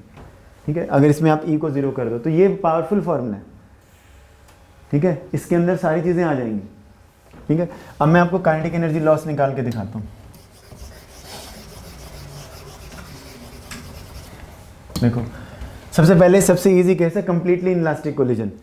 कोलिजन के पहले फर्स्ट बॉडी में इतनी एनर्जी थी, सेकंड बॉडी में इतनी एनर्जी है, ये वाला सीन, और मान लो टकराने के बाद दोनों बॉडी चिपक गई, तब कितनी एनर्जी है, हाफ m1 m2 और साथ में कॉमन वेलोसिटी ही आएगी दोनों की। ठीक है, इसकी वैल्यू को यहाँ पे डाल दें, m1 u1 + m2 u2 का whole square upon m1 + m2 का होल स्क्वायर। ये समझ में आपको? अगर दोनों बॉडीज कोलाइड करने के बाद स्टिक टुगेदर करती, दे स्टिक टुगेदर एंड मूव, तो V1 V2 सेम, तो V कितना आ जाएगा, इतना आ जाएगा। ठीक है, क्योंकि ये तो दोनों सेम हो गई, V1 इसको भी V1 कर दो, V1 की वैल्यू इतनी आ गई। अब ये एनर्जी लॉस है, इसके अंदर ये इक्वल टू ना करके यहाँ पे भी माइनस साइन लगाना पड़ेगा ना, ये लॉस है, energy lost, kinetic energy lost during this process. इसको आप सिंप्लीफाई कर लो, आंसर बन जाएगा बड़े आराम से। ठीक है, लेकिन मैं आपको आंसर तो खैर ये बनेगा, half m1 m2 upon m1 + m2, ठीक है, u1 - u2, ठीक है, ये आंसर आ जाएगा। जिन्होंने कैपेसिटर्स का एनर्जी लॉस पढ़ा हुआ है वो भी यही फॉर्मूला होता है। ठीक है, उसमें आता है half C1 C2 upon C1 + C2 V1 - V2 का होल स्क्वायर, याद है? अगर कैपेसिटर्स को पॉजिटिव टू पॉजिटिव और नेगेटिव टू नेगेटिव कनेक्ट करते हैं तो कहने का मतलब ये है कि यूनिटी है, हर चैप्टर में एक ही जैसे फॉर्मूले आएंगे। ऐसे ही आप जब दो डिस्क को एक दूसरे के साथ कॉन्टैक्ट में रखोगे, NCERT में प्रॉब्लम दी हुई है कंजर्वेशन ऑफ एंगुलर मोमेंटम में, I1 ω1 I2 ω2, उनको आपने कॉन्टैक्ट में रख दिया तो उनका फाइनल एंगुलर मोमेंटम सेम हो जाता है। ठीक है, और कंजर्वेशन ऑफ एंगुलर मोमेंटम उसमें भी आता है half I1 I2 upon I1 + I2 ω1 - ω2 का होल स्क्वायर। एक ही जैसे फॉर्मूले आएंगे, उनको याद करना बड़ा आसान है। ये काइनेटिक एनर्जी लॉस्ट है। अब इसके अंदर ये कैसे आया, ये इसमें सब एलसीएम लेके ये पहले स्क्वायर कैंसिल कर दिया, फिर एलसीएम लिया, सॉल्व किया, ऊपर ये सारी फॉर्म आ जाएगी। तो इसमें आप देखो ये सारी चीज़ें पॉजिटिव हैं। सारी चीज़ें पॉजिटिव होने का मतलब ये पॉजिटिव, ये पॉजिटिव, पॉजिटिव, इसका भी होल स्क्वायर हो गया। वेलोसिटी नेगेटिव हो सकती थी पर उसका होल स्क्वायर हो गया तो वो पॉजिटिव हो गया। दैट मीन्स पहले वाली एनर्जी ज़्यादा है और बाद वाली कम है। Energy is always lost, energy loss है इसमें, ठीक है, एनर्जी कम हो गई है, ठीक है। तो पहले ज़्यादा थी अब कम है, ठीक है। अब देखना बेटे इसके अंदर हमें एक छोटी सी मॉडिफिकेशन करनी है। अगर मैं इसको, ये तो यहाँ पे तो हमने क्या किया, कंप्लीटली इलास्टिक का फॉर्मूला निकाला ना। अब मैं आपको जनरल फॉर्मूला बताता हूँ। एनर्जी लॉस्ट की एक्सप्रेशन है ये, energy lost in any type of collision. उसके अंदर बस यहाँ पे एक टर्म और आती है, 1 minus E square, energy lost in any collision. ये फॉर्मूला अब देखो इलास्टिक कोलिजन में ई कितना होता है 1, तो एनर्जी लॉस कितनी आ जाएगी 0। और कंप्लीटली इलास्टिक जो अभी हमने किया तो वही फॉर्मूला आ जाएगा। और अगर कोफिशिएंट ऑफ रेस्टिट्यूशन 0.3 है तो इसमें वैल्यू डालो, ठीक है। और इसको भी याद करने के लिए आप ऐसे कर सकते हो, इसको हम बोलते हैं वेलोसिटी ऑफ अप्रोच, ऐसे याद कर सकते हो। हाफ एम प्रोडक्ट अपॉन सम, अगर दो बॉडीज़ के बीच में कोलिजन हो रहा है, ठीक है, तो इलास्टिक कोलिजन, अगर दो बॉडीज़ के बीच में कोई भी कोलिजन हो रहा है, इलास्टिक नहीं किसी भी टाइप का कोलिजन हो रहा है, तो एनर्जी लॉस का फॉर्मूला इसको डायरेक्टली यूज़ करना है, ठीक है। इसको याद रखो, और कोई तरीका नहीं है। प्रूफ बन जाता है इनका, प्रूफ बनाना कोई मुश्किल नहीं है। जैसे इसका भी प्रूफ बन जाएगा, इन्हीं से इसी का भी प्रूफ बन जाएगा। वो कई सारे बच्चों ने किए भी हुए हैं, जिनको कुछ ज़्यादा ही शौक होता है पढ़ने का, वो कर भी लेते हैं प्रूफ। पर मैं आपको नहीं कहूँगा आप करो, ये सही फॉर्मूले, इनको यूज़ करना है। इन सब में भी ये फॉर्मूले लगेंगे।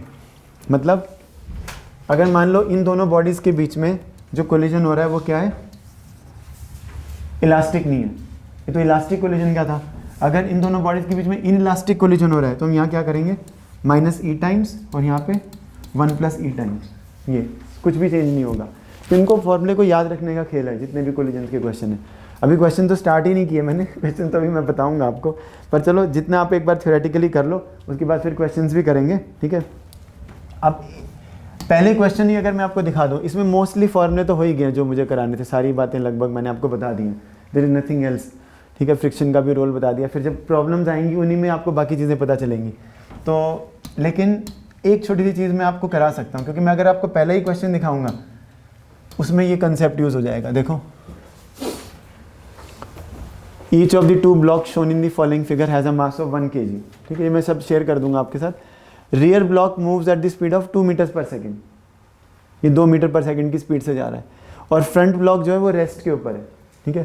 तो इसको आप m1 मान लो, u1 कितना है प्लस 2 मीटर्स पर सेकेंड, m2 कितना मास है, सेम है क्या, ईच ऑफ दी 1। तो ये m2 और m1 दोनों 1 kg है, 1 kg, और ये रेस्ट के ऊपर है, ठीक है। ये सिचुएशन है।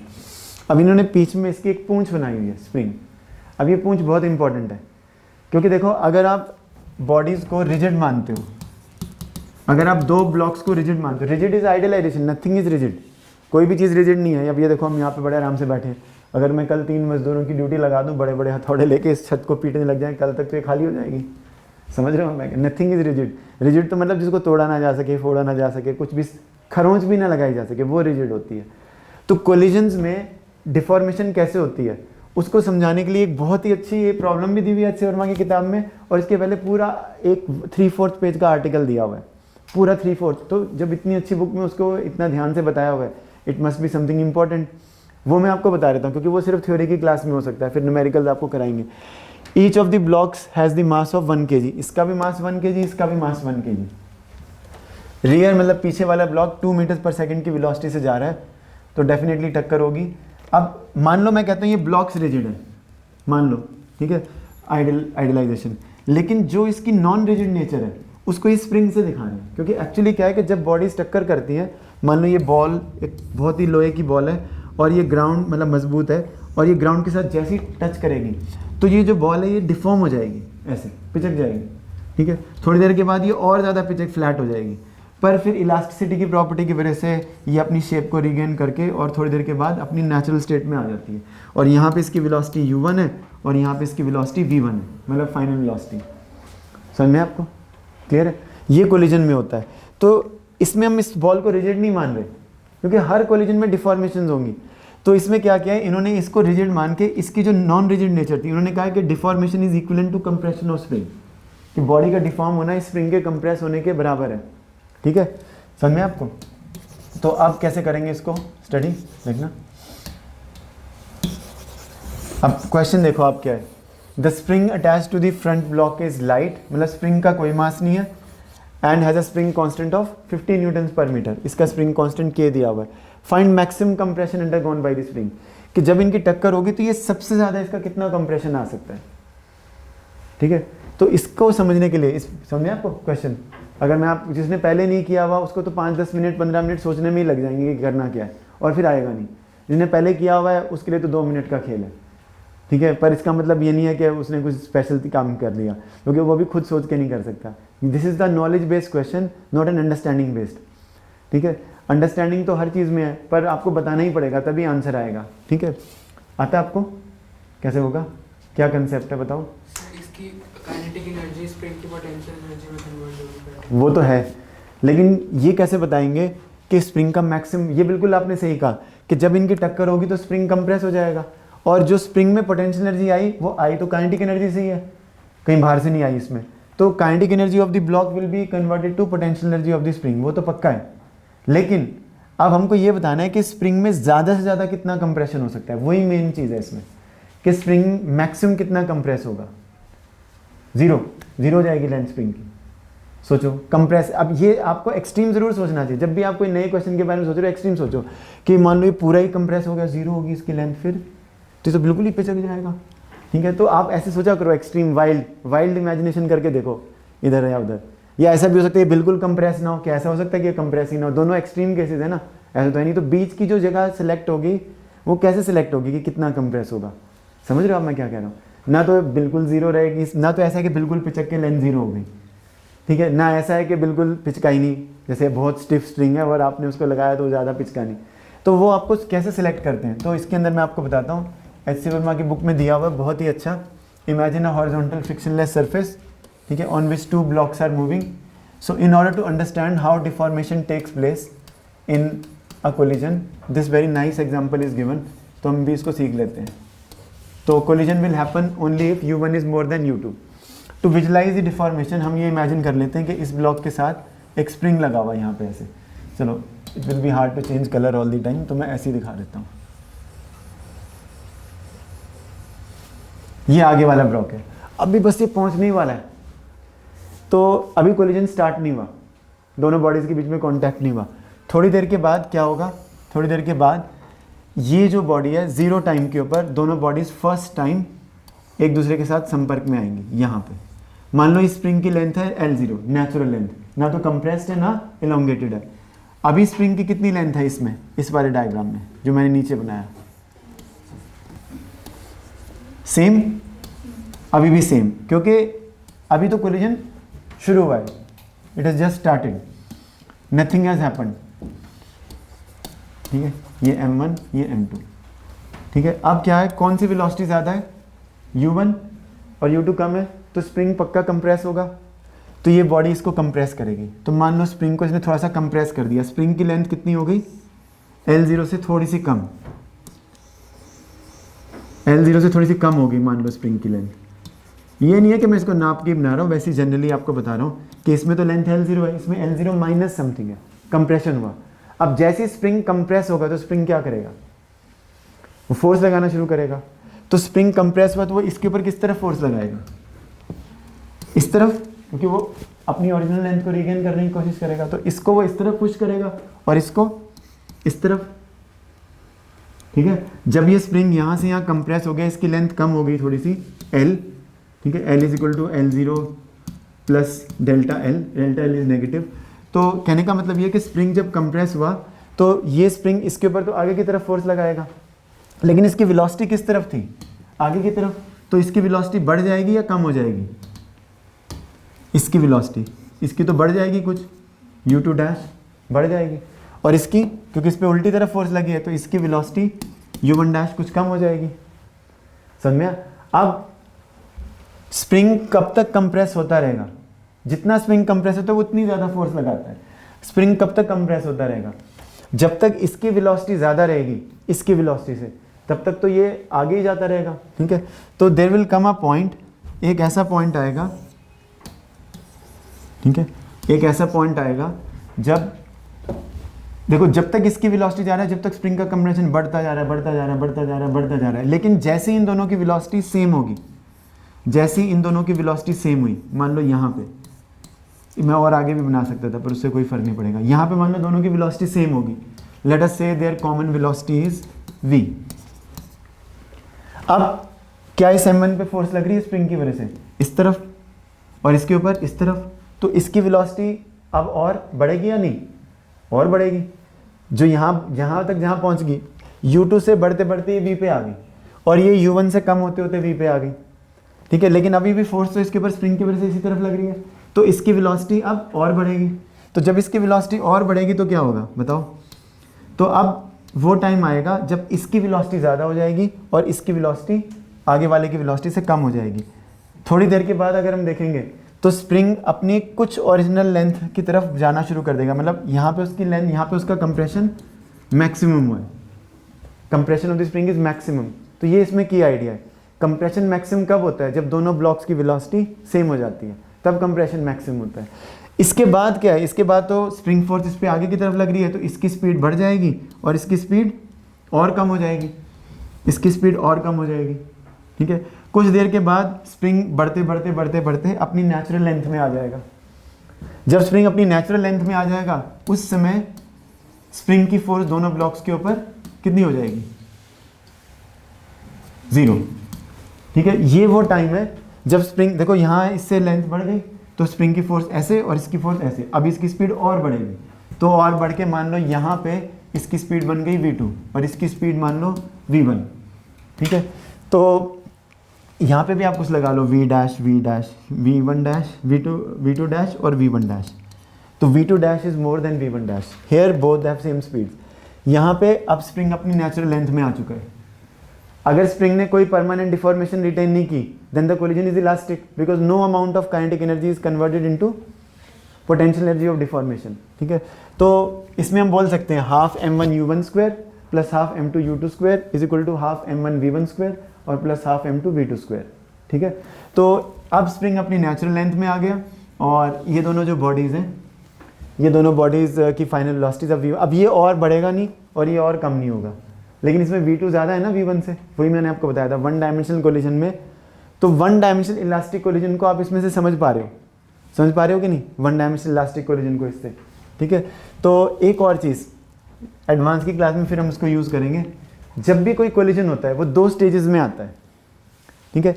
एक स्टेज होती है डिफॉर्मेशन की स्टेज, यहाँ से यहाँ तक स्प्रिंग की डिफॉर्मेशन बढ़ती जा रही है, ठीक है। और एक स्टेज होती है restitution. Restitution means recovery. Restitution यहाँ से लेके यहाँ तक रेस्टिट्यूशन की स्टेज है। कई लोगों को लग रहा है ये तो सर छोटी है, वो तो मैंने डायग्राम कम बनाए हैं, आप इतने ही डायग्राम उसके भी बना लो, ठीक है, उससे क्या फ़र्क पड़ जाएगा। तो every collision goes in 2 steps, deformation बढ़ती जाएगी बढ़ती जाएगी बढ़ती जाएगी, ठीक है। और यहाँ से डिफॉर्मेशन कम होते होते होते होते और अगर 0 होगी तो इलास्टिक कोलिजन है, ठीक है। तो ये ध्यान में रखना। एक और चीज़, यहाँ से लेके यहाँ तक इसकी इम्पल्स कितनी है इस ब्लॉक की? What is the impulse of the first block? Impulse experienced by the first block is m1, ध्यान से देखना बेटा, m1 v minus m1 u, यही ना चेंज इन मोमेंटम। और इसका इम्पल्स कितना है सेकेंड ब्लॉक का?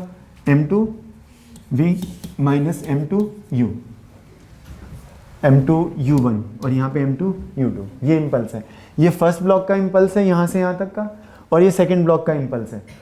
और इसका इम्पल्स कितना है यहाँ से यहाँ तक में?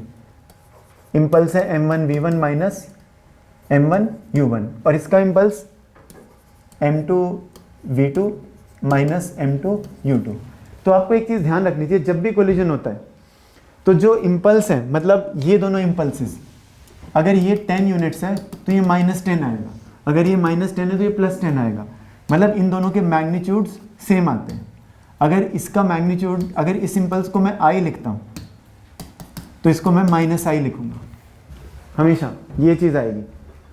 अब अगर मान लो ये आई नेगेटिव है तो ये पॉजिटिव हो जाएगा, और अगर ये पॉजिटिव है तो ये नेगेटिव हो जाएगा। ठीक है, समझ में आपको? तो ऐसे ही यहाँ पे भी, यहाँ से लेके यहाँ तक कई बार ऐसे भी क्वेश्चन आ सकता है, find the impulse of deformation of the first body. ये चीज़ क्या है? Impulse of deformation of the first body. समझ में? ये चीज़ क्या है? Impulse of deformation of the second body. ठीक है, और आप यहाँ से लेके यहाँ तक अगर मैं ये लिखता हूँ m1 v1 minus m1 v, इसको क्या बोल सकते हैं? Impulse of restitution of the first body. ठीक है, और ऐसी इसकी impulse of restitution of the second body भी आ जाएगी। समझे आपको? तो कोफिशिएंट ऑफ रेस्टिट्यूशन को भी इस टर्म में हम डिफाइन कर सकते हैं। कोफिशिएंट ऑफ रेस्टिट्यूशन की डेफिनेशन ये होती है, impulse of restitution divide by impulse of deformation. पर वो अपने को यहाँ करने की ज़रूरत नहीं है, याद रख लेना बस आप। ठीक है, तो ये सारे थ्योरेटिकल पॉइंट्स हैं, बाकी ये न्यूमेरिकल तो अब बड़े आराम से हो जाएगा। देखो इनमें तो कुछ भी नहीं बचा। ठीक है, क्या लिखेंगे हम? एक ऐसी स्टेज आएगी, इसको स्टार्ट किया तो ये तो हमें करना ही पड़ेगा ना। एक ऐसी स्टेज आएगी, मैंने आपको बहुत धीरे धीरे कराया, बट नहीं तो यही काम 40 मिनट्स में भी कर सकते थे, बट मैंने आपको बहुत धीरे धीरे कराया ताकि किसी को भी ऐसा ना आए कि समझ में आ जाए, क्योंकि न्यूमेरिकल तो हम किसी भी तरीके से करा सकते हैं।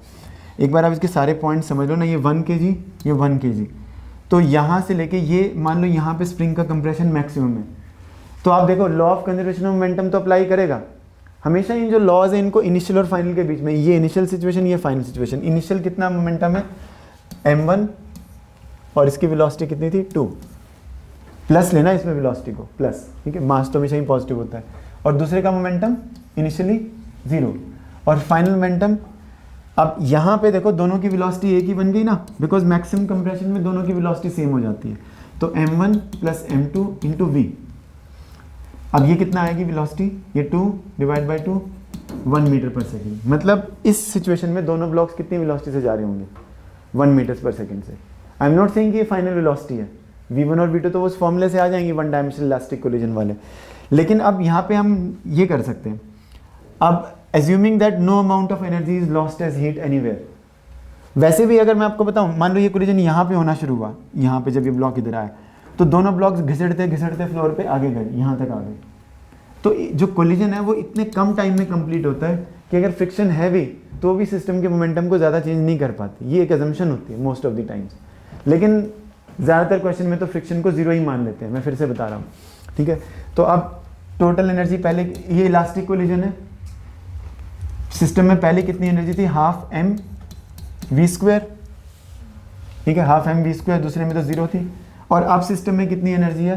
हाफ m v², और दूसरे ब्लॉक का mass half m v² plus half k xm²। क्योंकि इसमें कुछ काइनेटिक एनर्जी है, जो टोटल एनर्जी थी वही डिवाइड हुई है इन तीनों में। कोई भी एनर्जी डिसिपेट नहीं, फ्रिक्शन होती तो एनर्जी डिसिपेट हो सकती थी, अब फ्रिक्शन है नहीं तो दे भी सकते हैं इसमें फ्रिक्शनलेस सरफेस कहीं पे। ठीक है, ना भी दिया तो भी कोई इतनी टेंशन नहीं है, क्योंकि कोलिजन बहुत थोड़ी सी देर में ही हो जाएगा और फ्रिक्शन ज़्यादा एनर्जी को डिसिपेट करने का उसको मौका नहीं लगेगा। ठीक है, तो half m1 v1² plus half m1 ये v1 ये m1 v² plus half m v², तो ये कर लेना आप। इसमें तो बस वैल्यू डालनी और आंसर निकालना है, उसके बाद कुछ मुश्किल काम नहीं है। तो जो भी हमने पढ़ा वो सारा ख़राब हो जाएगा अगर एक आधा क्वेश्चन हम नहीं करेंगे। तो ये भी बड़े अच्छे क्वेश्चन है, लेकिन निकाले तो मैंने यही थे मैं सारे करा दूंगा, लेकिन एक ये करते हैं। देखो, a projectile is fired at 100 meters पर second at an angle of 37 degrees. ठीक है, तो कौन से इसका x कंपोनेंट क्या आएगा? 100 cos 37, cos 37 इज 4/5, वो कितना आ जाएगा? 80 मीटर्स पर सेकेंड। और y कंपोनेंट कितना आएगा इनिशियल वेलोसिटी का? 100 इंटू 3/5 यानी कि 60 मीटर्स पर सेकेंड। तो इसका एक कंपोनेंट इधर आया, एक कंपोनेंट इधर आया। ठीक है, अब देखो हाईएस्ट पॉइंट पे क्या है? ये वही है, पटाखा है ये, इट ब्रेक्स इनटू 2 पार्ट्स। ठीक है, और उन दोनों पार्ट्स के जो मासेस हैं, ठीक है, वो पहले इसका मास था m, मान लो इस प्रोजेक्टाइल का मास यहाँ पे था m, लेकिन हाईएस्ट पॉइंट पे इसके 2 पार्ट्स बन गए। कौन से? एक m/4 और दूसरा 3m/4। समझ में? ये तो रेशियो प्रोपोर्शन है 7th क्लास की। ठीक ना, अगर m है तो आपने टोटल 1 + 3 से डिवाइड करना होता है, 1 + 3 से, और एक को 1 से मल्टीप्लाई और दूसरे को 3 से मल्टीप्लाई। कर लोगे इसको, थोड़ी जल्दी जल्दी कर लेना आप इसको, ठीक है। तो अब फाइंड द डिस्टेंस ऑफ, देखो क्वेश्चन क्या है, the smaller coming to rest. अब इन्होंने कहा है कि ये जो m/4 है, जब यहाँ पे आके इसमें कुछ एक्सप्लोजन हुआ, ठीक है, तो जो ये रेस्ट पे आ गया, ये तो रेस्ट पे आ गया, और दूसरे वाला ये पूछ रहे हैं कि कहाँ जाके गिरेगा, दूसरा कहाँ जाके गिरेगा, ये बताना है आपको। इंपॉर्टेंट चीज़ क्या है कि हाईएस्ट पॉइंट पे ये हुआ है, जो घटना हुई है हाईएस्ट पॉइंट पे है, जिससे ये क्वेश्चन सॉल्व हो जाएगा, नहीं तो ये बहुत मुश्किल क्वेश्चन बनता। अब आप ध्यान से देखना बेटे, इसमें क्या इसमें काइनेटिक एनर्जी कंजर्व होगी, वही मैं आपको बता रहा था। काइनेटिक एनर्जी को कैसे कंजर्व करेंगे, नहीं, क्योंकि उसमें तो एनर्जी अंदर से एनर्जी निकल सकती है, पर मोमेंटम पक्का कंजर्व होगा, momentum has to be conserved, ठीक है। तो जस्ट बिफोर द कोलिजन इसमें कितना मोमेंटम था, हाईएस्ट पॉइंट पे कितना मोमेंटम था प्रोजेक्टाइल में यहाँ पर, तो हाईएस्ट पॉइंट पे अगर हम लिखें, यहाँ पे मोमेंटम था m इंटू यू कितना आएगा, ये समझ रहे हो, क्योंकि हाईएस्ट पॉइंट पे कौन सी वेलोसिटी है, ux, uy तो जीरो हो गई, तो ux मतलब 80 इंटू एम, ये मोमेंटम है, ठीक है। अगर m kg है इसका मास, तो ऐसा यूनिट्स में ये मोमेंटम है। अब इस डायरेक्शन में जो मैं आपको बता रहा हूँ ना घटना, तो ये आप अगर इसको आप x एक्सिस मान लो, इसको आप अगर आप y एक्सिस मान लो, तो इस सिस्टम का सारा मोमेंटम किस डायरेक्शन में है, x। अब फटने के बाद भी मोमेंटम सारा किस तरफ रहेगा, क्योंकि initial momentum has to be final momentum. Initial कितना है 80 m along i cap, j cap के अलॉन्ग कितना है 0, तो फाइनल मोमेंटम कितना आएगा, कुछ इसके पास आएगा m/4, पर उसकी वेलोसिटी तो 0 है, समझे आपको, और दूसरे की velocity 3m/4 velocity of the second, वो हमें निकालनी है, मान लो मैं सेकंड लिख देता हूँ, तो ये तो 0 हो गया, ठीक है, तो ये आपके पास आ गया, ये भी 0 जे कैप है, इसको भी हटा दो, ठीक है। अब ये आ जाएगा, अब दूसरे की वेलोसिटी कितनी निकलेगी हम यहाँ से निकाल सकते हैं ना, वेलोसिटी ऑफ सेकंड कितनी आएगी, देखना, अब ये 80 इंटू 4 320/3, और m कैंसिल हो जाएगा, m कैंसिल हो गया, तो 320/3, कैलकुलेशन सही है ना, चेक कर लेना, आई कैप, मतलब इसकी जो वेलोसिटी आई वो उसी तरफ आई, ये समझो आप, इसमें आई कैप की भी जरूरत नहीं है, वैसे ही कॉमन सेंस से देखो, सारा मोमेंटम इस तरफ था, तो इसके दो टुकड़े हुए, एक टुकड़ा तो रेस्ट पे ही बचा, तो दूसरा किस तरफ जाएगा, उसी तरफ जाएगा ना, पहले मोमेंटम किस तरफ था, इस तरफ। अब ये आपके पास पीस था, 1/3 तो इसका रेस्ट पे आ गया, तो 2/3 को किस तरफ जाना चाहिए, ऐसे तो सोचो कैसे जाना चाहिए 2/3 को, अगर वो ऐसे जाएगा तो इनिशियल और फाइनल मोमेंटम सेम कैसे होंगे, इसका तो सारा मोमेंटम इसी तरफ है, इस तरफ वाला तो 0 है, तो इसको इसी तरफ मोमेंटम मिलेगा ना, ये जो 2/3 पार्ट है ये आगे जाएगा तभी मोमेंटम सेम रहेगा, क्योंकि मोमेंटम इज अ वेक्टर, उसका मैग्नीट्यूड और डायरेक्शन दोनों सेम आना चाहिए। तो ये तो रेस्ट पे आगे नीचे गिर गया, इसकी कोई कहानी नहीं है, और ये कितनी स्पीड से आगे चला, इतनी स्पीड से, इसके रेस्ट पे आने से इसकी स्पीड ज़्यादा हो जाएगी, इंक्रीज हो जाएगी, और ये आगे जाके गिरेगा, ठीक है। तो अब इसकी स्पीड है, अब आगे तो बिल्कुल आसानी से हो जाएगा ये, क्योंकि आप देखो मैक्सिमम हाइट कितनी आएगी इसमें, ये मैक्सिमम हाइट कितनी आएगी, uy²/2g, ये है ना 3600/2g, यही आएगी मैक्सिमम हाइट। ये क्या होती है projectile maximum height, u² sin²α/2g, तो u² sin²α तो uy होता है, तो uy का स्क्वायर/ ये g है, ठीक है 2g। अब ये क्यों कर रहे हैं हम, क्योंकि आपको ये बताने हैं यहाँ से यहाँ कितनी देर में आ रहा है, तो ये कितनी हाइट है h, कितना टाइम लगेगा नित्य h हाइट से इसको यहाँ से यहाँ तक आने में, भैया √2h/g, ठीक है, इतना टाइम लगेगा। अब इतने टाइम से तक, इतना टाइम इसको यहाँ से यहाँ तक आने में लगेगा, अब जिनको ये नहीं आता वो सीख लेना, ठीक है, और कि ये इतना जल्दी कैसे आ गया, और इतने टाइम तक बॉडी इस तरफ इतनी वेलोसिटी से जा रही है, इतनी वेलोसिटी से। अब ये जो h की वैल्यू है ये इसमें पा दो, ठीक है, और आंसर आ जाएगा, ठीक है ना।